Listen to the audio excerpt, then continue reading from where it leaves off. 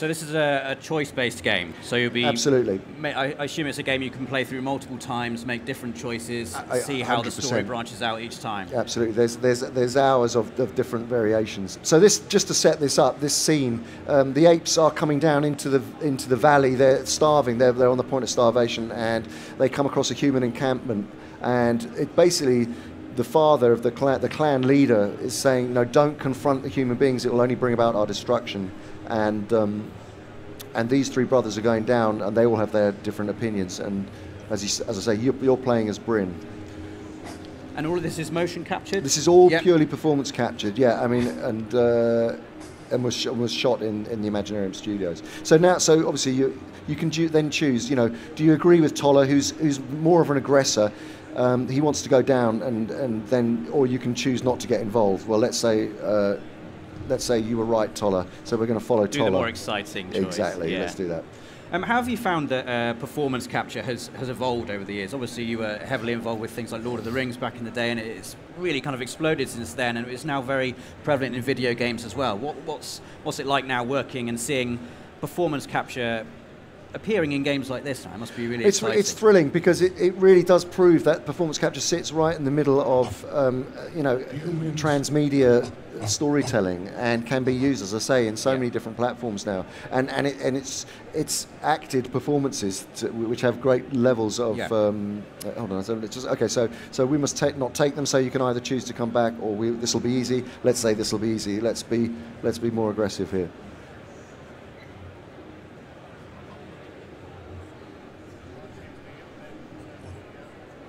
And did you direct the performance capture for this game? No. We're the producers. So the Imaginarium Studios, the Imaginarium rather, produced it, and the Imaginarium Studios carried out the performance capture, and the Imaginati are the publishers, and the director came along with them.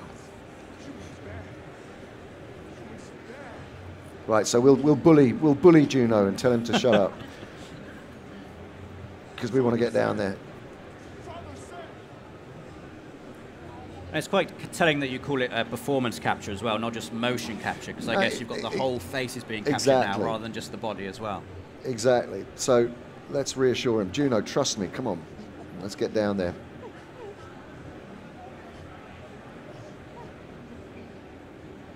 It's also nice to see a game within the Planet of the Apes franchise that isn't massively action-based. It is very story-based. It's all about the decisions and the emotion behind those decisions as well. And you can play, as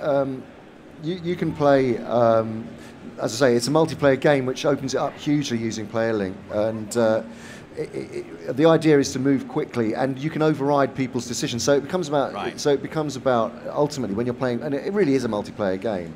You know. You can, if you override, you can only override once, and then you have to follow the other players. So you've got to be careful when you want to use that.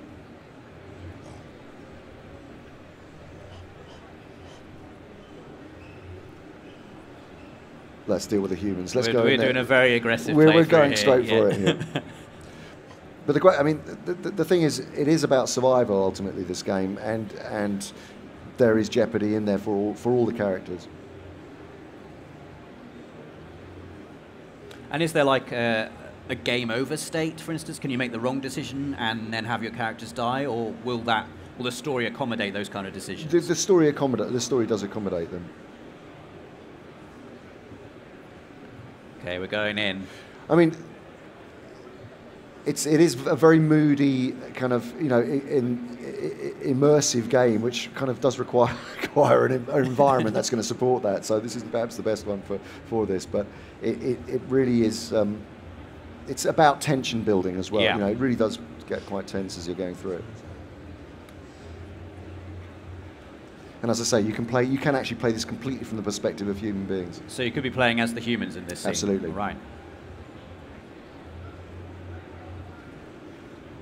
And when you've got 4 players playing together, you said you could override decisions. Do you all have to agree on a certain course of action before the story can move forward? Sorry, hold on a sec. Hold X. There we go. Oh, shoot.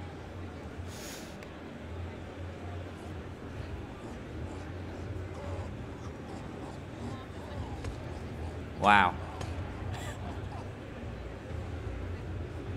Do we want to stop? No, we don't. We don't want to stop.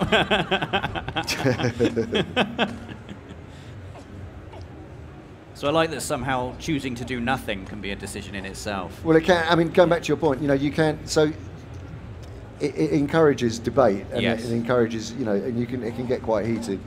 In instances like that, you've got a very short time limit in which to make your decision, so it's going to put a lot of pressure on. Yeah, puts pressure on. I mean, it's different as a single play, but.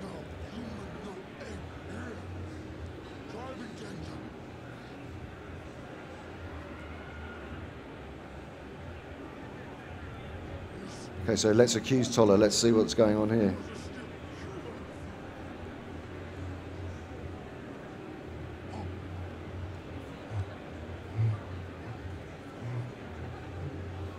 And so if you'd have played this cautiously, could there be a situation where there's no kind of conflict here at all? There is. I mean, it'll creep back in. It'll creep back in. So you're always under pressure. It'll just takes you down a different route. Yeah, you know? yeah. But there, yeah. I mean, the jeopardy comes with the disagreement within the group. Sure.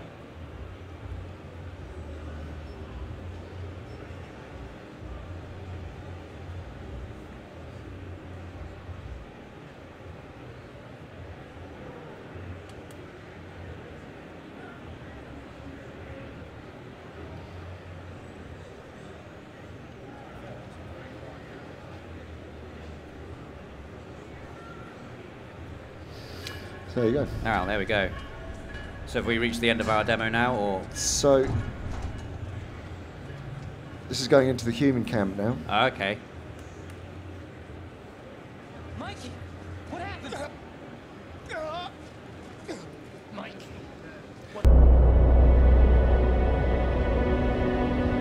It is on me now. This burden of responsibility. For my home. For those who live here.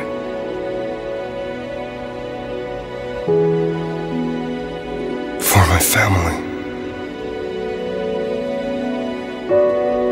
These are dangerous times.